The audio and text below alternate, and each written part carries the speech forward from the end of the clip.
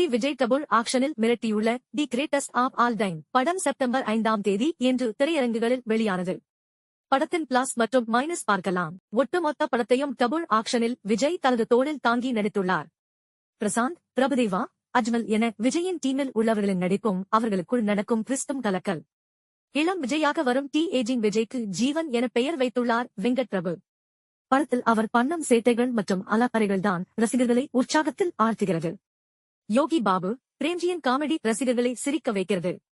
விஜயும் காமெடி காட்சிகளில் தன் பங்குக்கு ஸ்கோர் செய்திருக்கிறார். சினேகா, லைலா, மீனாட்சி சவுத்ரி, மோகன், ஜெயராம் உள்ளிட்டோருக்கு சரியான ஸ்பேஸ் கொடுக்கப்பட்டுள்ளது. படத்தின் பிளஸ் சென்னை சேப்பாக்கம் மைதானத்தில் நடைபெறும் அந்த இறுதி கிளைமேக்ஸ் படத்திற்கு பெரிய பலம் என்றே சொல்லலாம். ஆரம்பத்தில் இளம் விஜயின் டி ஏஜிங் அந்நியமாக தெரிந்தாலும் படம் போகிற போக்கில் அந்த கதாபாத்திரம் ரசிகர்களை கவர்ந்ததே இந்த படத்திற்கு வெற்றியை தந்திருக்கிறது. வெங்கட் பிரபு விஜய் ரசிகர்களுக்கு என்ன மாதிரியான படம் பிடிக்கும் என்பதை பார்த்து ஸ்கிரீன் பிளே செய்திருக்கும் விதம் சிறப்பு. தளபதி விஜய் இப்படியெல்லாம் நடித்துவிட்டு தமிழ் சினிமாவை விட்டு செல்ல போது நிச்சயம் ரசிகர்களுக்கு பெரிய ஏமாற்றம்தான். படத்தின் மைனஸ் டி ஏஜிங் சிஜி குறைகள். படத்தில் பட்ஜெட் பெரிதாக இருந்தாலும் சில இடங்களில் அடிவாங்கத்தான் செய்கிறது.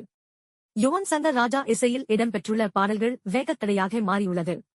தளபதிக்கும் இளைய தளபதிக்கும் இடையேயான மோதல்கள், வில்லன் போர்ஷன் உள்ளிட்ட இடங்களில் இன்னமும் ஸ்ட்ராங்கான விஷயங்கள் இருந்திருக்கலாம் என்று தோன்றுகிறது.